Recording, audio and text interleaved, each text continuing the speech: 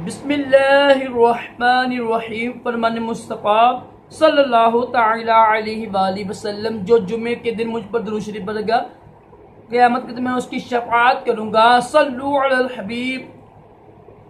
पानी 3 सांस में पीना सुन्नत मुबारक है। राशिद अतारी रूहानी इलाज लेकर पेश खिदमत है।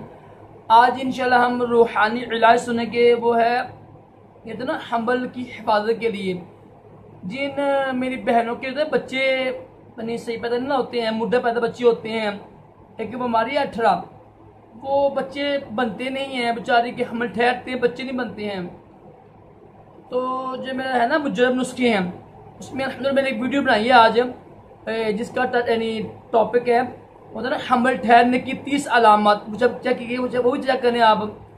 ये होता है ना 18 का होता है ना मर्ज होता है ना, नहीं बच्चियाँ ही पैदा होना, फिर होता है ना जब बच्चे पैदा होते हैं बेचारी औरतों के ना अभी बनते भी नहीं हैं, वो हकीम कहते हैं, डॉक्टर कहते हैं जी आपका बच्चा नहीं है। ये होता है ना मर्द का होता है ना मनी होती है, उसमें आती नहीं है, बल्कि क्या बड़ा लंबा मौजू है। तो जिन मेरी बहनों के बच्चे पैदा नहीं होते हैं, बच्चे यानी मुर्दा पैदा होते हैं, या जो भी मसला है ना, यानी रहम का मसला है, वो होता है ना हमल का मसला है ना, तो ना हमल की हिफाजत के लिए आप ये अमल कीजिएगा। इंशाल्लाह ऐसा मुजरब है, इंशाल्लाह आपके ना यकीन का अमल के साथ जब करेंगे ना, तो आपको जो है हमल आपका इंशाल्लाह बच्चा महफूज रहेगा और आपका हमल यानी उसकी हिफाजत होगी इंशाल्लाह। कुरान पाक की बहुत ही मशहूर आयत है, बल्कि कुरान पाक की सबसे बड़ी आयत है। कुरान पाक में जितनी आयतें हैं ना, सबसे बड़ी ये आयत है। इसका नाम क्या है? इसका नाम है आयतुल कुर्सी। तो आयतुल कुर्सी किस तरह पढ़नी है आपने? जो यानी मेरी बहन जिनके बच्चे मुर्दा पैदा होते हैं, बच्चा पूरा बनता ही नहीं है, बच्चियाँ पैदा हो रही हैं, तो 18 का मसला है, या कोई भी ऐसी बीमारी है ना जिससे बच्चे ने मसला बनता है बच्चे को ना, तो वो क्या करे, जो उसकी नाप है ना, जो हमारे जिसमें सुराख होता है ना नाफ का, ये नाफ जो है ना, जो सुराख बना होता है, इसके ना ऊपर दम करना है आपने। कितनी बार दम करना है?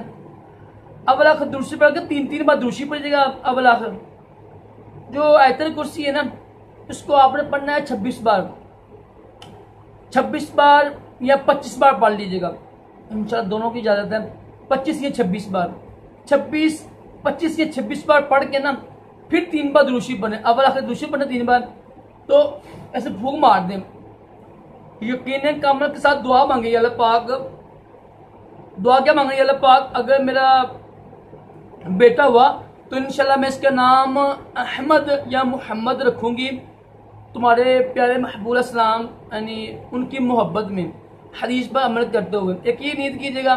दूसरी ये नीयत करें कि अल्लाह पाक, दुआ मांगे अल्लाह पाक जो होता है ना उम्मत है ना, उम्मत मोहम्मदिया, उनकी यानी उसमें इजाफा करने के लिए, होता है ना बेहयाई से बचने के लिए, अपनी आंखों की हिफाजत करने के लिए, जो मेरा शोहर है उसके उसके लिए उसकी जो है ना मैंने पैर भी हो जाए, उसका दिल खुश हो जाए, दुआएं मांगनी है। उसके बाद ना आपने बेशुमार दुआएं मांगनी, लंबी दुआएं मांगनी है। अल्लाह पाक मेरे बच्चे की हिफाजत फरमा।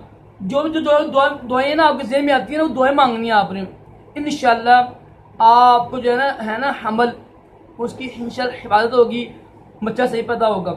दोबारा सुन लें, जिन औरतों के बच्चे पैदा नहीं होते हैं, कच्ची होते हैं या मर जाते हैं या बच्ची पैदा होती हैं, तो वो अव्वल आखिर दुरूद शरीफ पढ़ के 3 बार, तो है ना आयतुल कुर्सी है ना, आयतुल कुर्सी पढ़नी है आपने 25 या 26 बार पढ़ के फिर 3 बार दुरूद शरीफ पढ़े। और ना नाफ ना, जो सुराख होता है, सुराख बना होता है ना नाफ का, उसके ऊपर दम फूंक मार दीजिएगा।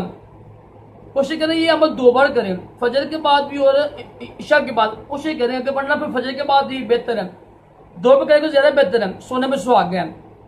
1 बार भी ठीक है, 2 बार करें ज़्यादा बेहतर है, वो आपकी मर्जी है। अगर आपको बच्चे से मोहब्बत है, उसके बाद दुआ मांगेंगे अल्लाह पाक अगर मेरा बच्चा हुआ तो उसका नाम अहमद या मोहम्मद रखूंगी, हदीस पर अमल करते हुए, अपने नबी से मोहब्बत करते हुए। फिर दुआ मांगी अल्लाह पाक उम्मत में इजाफे के लिए, अपने शोहर की पैरवी के लिए, जो दुआ आपको आती है ना, वो दुआ मांगिए। इंशाल्लाह बच्चे की हिफाजत होगी बच्चा सही पैदा होगा इंशाअल्लाह। अल्लाह ताला हम सब को भी नेक औलाद अता करे, दोनों जहानों की भलाइयाँ अता करे। सल्लु अलल हबीब सल्लल्लाहु तआला अलैहि